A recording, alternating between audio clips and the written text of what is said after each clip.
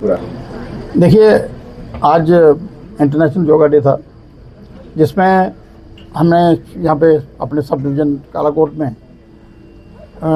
योगा करने का मौका मिला। यहाँ सारे सरकारी लोग, जो सब डिवीज़न के सारे लोग हैं, वो लोग भी यहाँ पे हाजिर थे और कुछ स्थानीय लोग भी यहाँ पे हाजिर थे। जहाँ पे बहुत अच्छे से यहाँ पे योगा किया गया। सिर्फ फ़ोटो शूट नहीं हुई, लगभग 45 मिनट से ज़्यादा यहाँ पे योगा किया गया और हर तरह से हमें सिखाने की कोशिश की गई। तो मेरा ये मानना है कि हमें योगा हर दिन करना चाहिए, खासकर युवाओं के लिए, जो बुज़ुर्ग हैं, एज लिमिट के हिसाब से हमें योगा करना चाहिए। जैसे जैसे हमें अपनी एज इजाज़त देती है, वैसे ही हमें योगा करना चाहिए। और योगा हमारे लिए इतना ज़रूरी है जैसे सांस लेना, जितना सांस लेना। मुझे लगता है कि आज के दौर में जैसे हम लोग फिज़िकली वर्क नहीं करते और फिज़िकल वर्क ना करने की वजह से हमारे सारे शरीर में स्टिफनेस है। वो जो स्टिफनेस है, जिस बड़ी नुकसानदायक है। जब आप स्टिफनेस होगी, आप बेंड होंगे, तो आपको बैकबोन में प्रॉब्लम होगी या किसी जगह पे प्रॉब्लम हो सकती है। तो मेरा कहने का मतलब ये है कि हमें रोज़ योगा करना चाहिए और अपनी बॉडी में फ्लेक्सिबिलिटी लानी चाहिए। जब आपकी बॉडी में फ्लेक्सिबिलिटी रहेगी, आप कोई भी काम कर सकते हैं, जितना टफ से टफ काम कर सकते हैं। यहाँ पे मैं योगा देख रहा था कि योगा में कुछ ऐसे हैं कि उसमें बड़ा टफ तरीके से हमें बताया गया।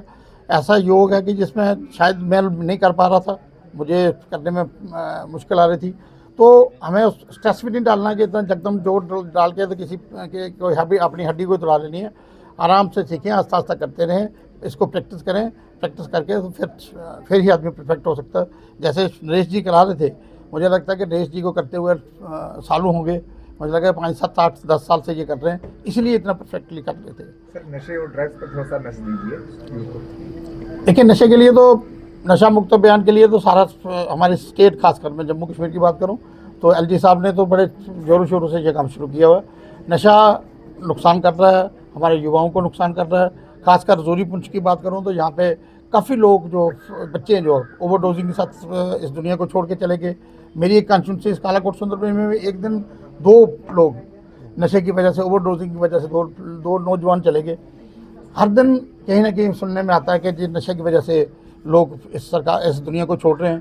तो हमें, खासकर पेरेंट्स जो हैं, मैं उनके लिए मैसेज छोड़ना चाहता हूँ एक, कि कम से कम फ़ोन को छोड़ के बच्चों की तरफ ध्यान दें।